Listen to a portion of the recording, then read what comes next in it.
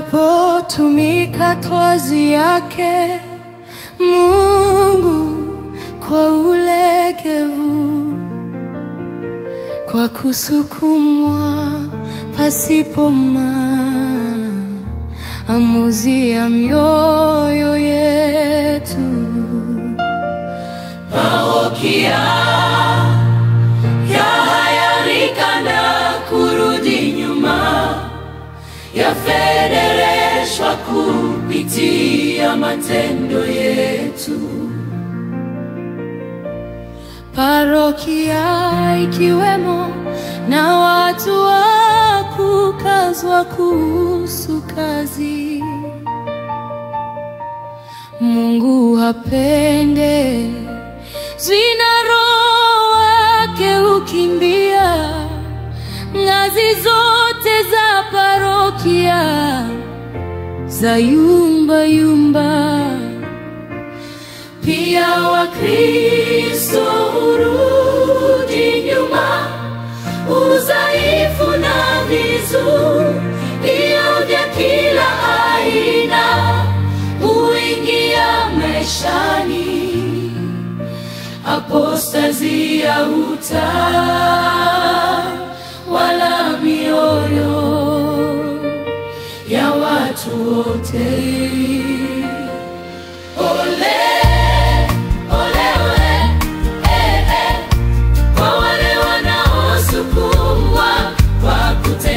Ya mwito wa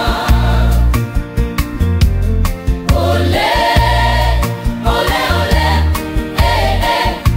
kwa wote wanaorudi nyuma, wakijua wakimbiza muujiza na baraka zao. Ole, ole, ole, kwa wale wanaosukumwa kwa kutenda kazi ya mwito wa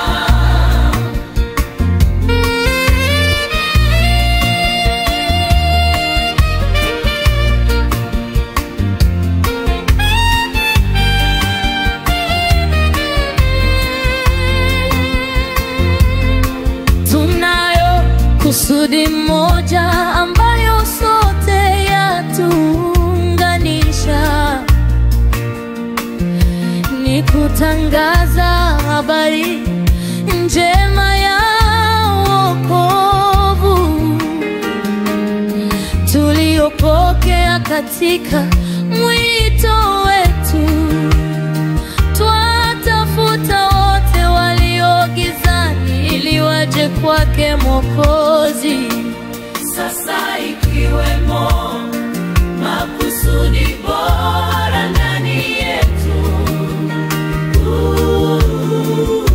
kwa nini parokia irudi nyuma? Kwa nini kuaibisha jina lake Kristo? Tumelogwa na nani? Tumefungwa na nani? Wakristo, waimbaji, waombaji, watumishi, tusimame tena upya.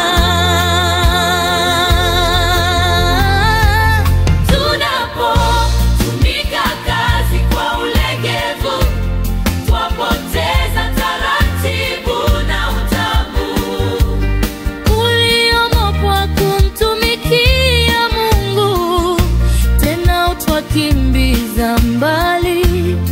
Fanikio zetu na ibilisi huleta madhara ya kila